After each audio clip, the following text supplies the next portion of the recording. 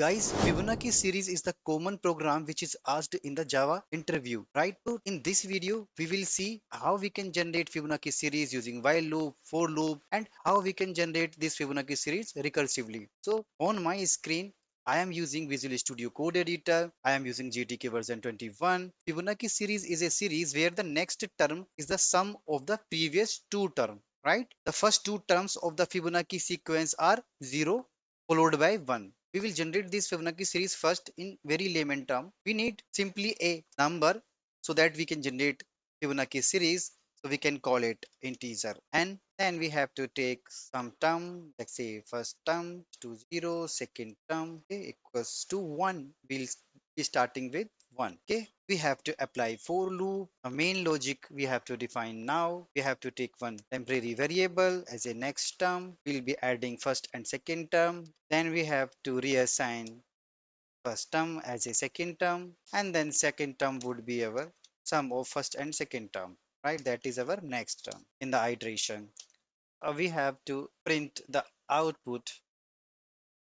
If we go to print the output, let's say that would be our term always plus we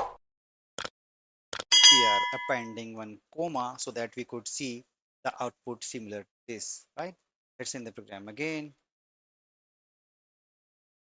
So you are able to generate the Fibonacci series to make output more readable. Let's take one string here. Instead of this, we can say equals to result.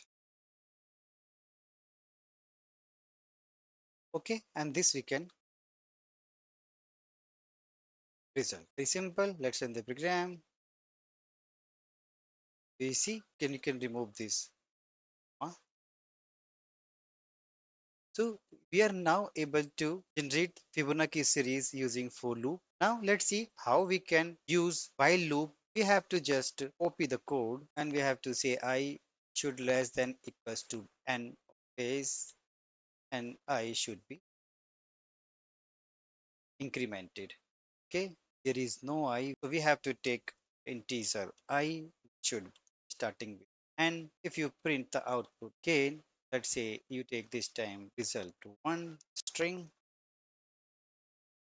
and you just use this one, print the output result to one. It's in the program again, you will get the same output, right? Okay, if you want to take 5, then it will give you the Fibonacci series up to 5. You see, now how we can generate Fibonacci series recursively. So let's create a one function. First we have to say static get and then we are passing one number which will be assigning in each iteration. Okay, so this is a simple function. We are checking if let's say n less than 1, then it should return n. We are not doing anything. If it is not less than 1, we have to call this function again and we have to return it. Okay, get fib. We have to use the same function. We have to pass on our first term and the second term. So how we will get first term and second terms? We will saying n minus 1 first term and minus 2. This is very simple.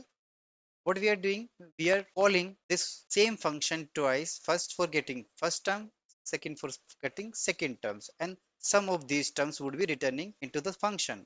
Again, it's time to call the function n equals to 10. Now what we have to do, we have to apply for x. We have to now call outline print. We have to say get fib space, run the program, run the program. Okay, now the Fibonacci series program is very simple for you. That brings us to the end of the today's video. We hope you found it informative and engaging. Don't forget to subscribe to our channel for more exciting content on all things tech related. Thanks for watching and we will see you in the next video.